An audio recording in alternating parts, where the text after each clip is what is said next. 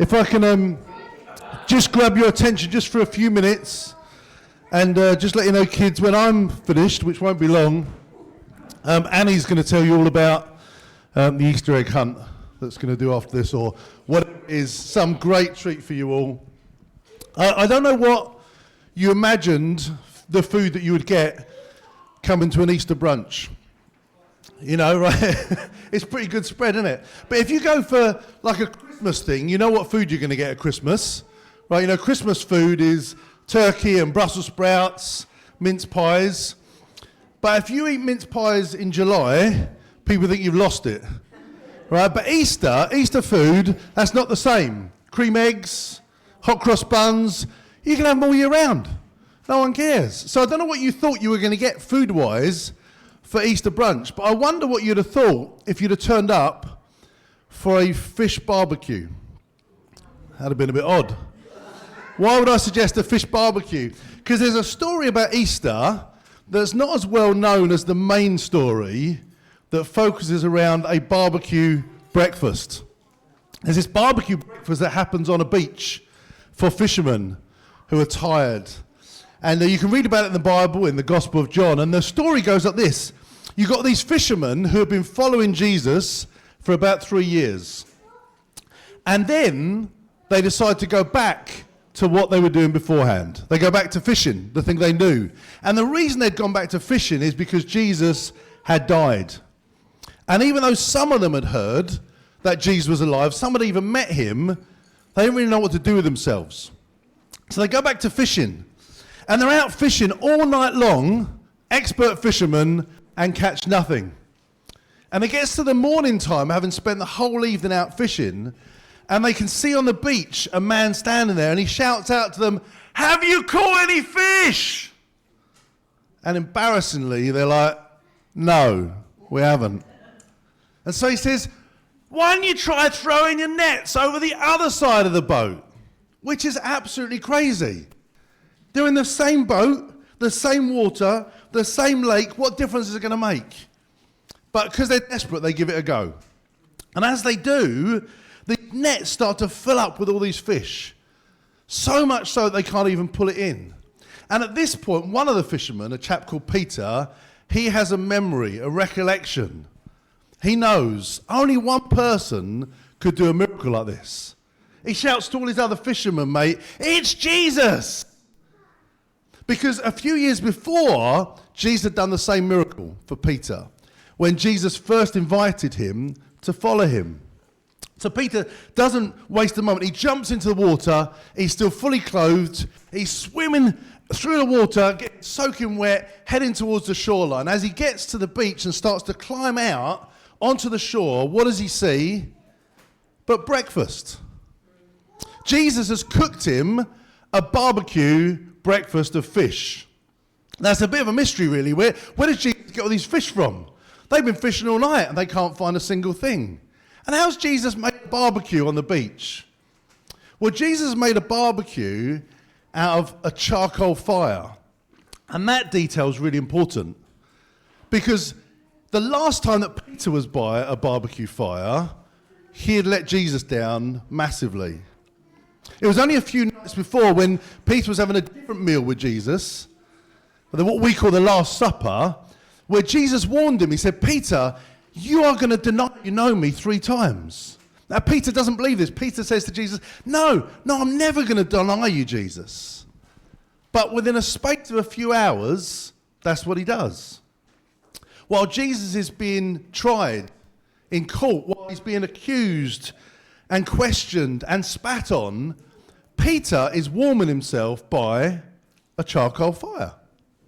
And as he stands by the charcoal fire, and this is happening to Jesus, someone comes up to Peter and says, "Weren't you one of the followers of Jesus?"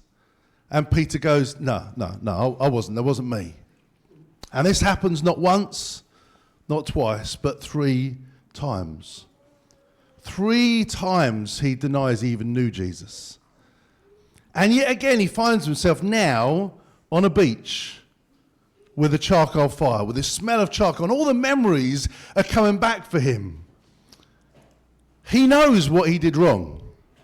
Jesus knows what he did wrong. And he's bracing himself for what's Jesus going to say. Is he going to get the telling off? The disappointment? The argument? And as he looks at Jesus, Jesus just says, should we have some breakfast?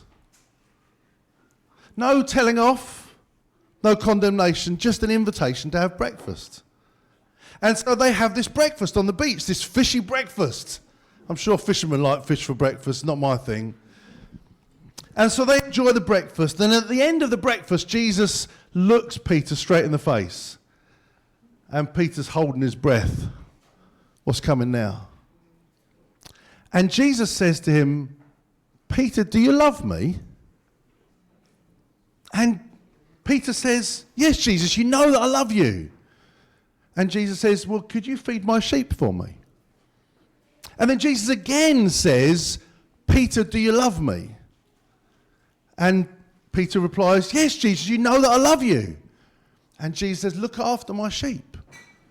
And then a third time Jesus says, Peter, do you love me? And Peter's heart is close to breaking. He knows what's going on. 3 times he denied Jesus. 3 times Jesus is asking him, do you love me? Right by a charcoal fire. Now the thing is Jesus isn't shaming Peter. What he's doing is he's restoring him. Jesus is saying to Peter, you know what, your failures, your mistakes, the things you've done wrong, they don't define you. And they don't disqualify you. I'm actually inviting you to follow me again. I've got a purpose for you. I've got a plan. I've got something for you. And for me, this is what I love about the Easter story. You know, I love the fact that Easter, we think about the facts that Jesus died on a cross. That he actually died, that he actually rose back to life again. That stuff is amazing and brilliant, and we celebrate that. But what I love about this story is it says that it means something to us. You see, it's about a story about a God who makes the first move, who doesn't wait for us to be all perfect and all sorted out, but he makes the first move. It's about fresh starts, about new beginnings, about second chances. And Peter doesn't have to beg Jesus for forgiveness. Jesus has already prepared the barbecue before he even got to the shoreline. Jesus has already got him there.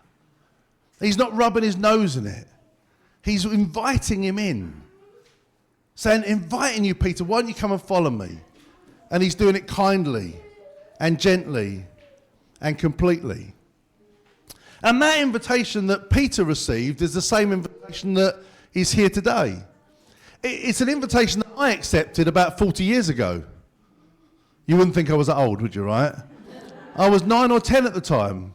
Don't think children are too young to understand this or receive it. But I accepted that invitation to follow Jesus about 40 years ago. And a number of people in this room did as well. And that same invitation is here today. And so you might have questions. You might be curious. You might think, I'm not sure what I make of all this. It's okay, I promise you, most of us in this room have been there in all those places. But there's a couple of simple things you can do if you want to figure out a bit more about this, if you want to take another step. You'll have found along with your Easter eggs is a card with a QR code on it. You can just scan that on your phone now or when you get home, and you'll find on there ways to connect with us, ways for us to be able to answer questions for you, ways to come and join us. Or you can just chat to me at the end of this. I'm around. Chat to anyone else with a lanyard, or you go to the church. We're happy to talk to you. Or just come back tomorrow, Easter Sunday. It's a great day to come to church, or any Sunday. You're always welcome. Because the story or the purpose of this Easter brunch is to let you know that it doesn't matter where you've come from. It doesn't matter what you've done wrong. There's an invitation for you as well. And so Jesus is inviting you to meet him with an Easter brunch, with a forgiving heart, with a fresh start. So I want to take just a moment to pray and give thanks to God for the food that we've had, for his goodness to us. And then Annie's going to tell you a bit about what happens next. Jesus, we thank you that you came to earth and that you offer forgiveness to us, and your arms are open wide. and you're generous. And we thank you. We've seen some of that generosity today through this food, through this welcoming. And Lord, it's just a tiny glimpse of your welcome for us.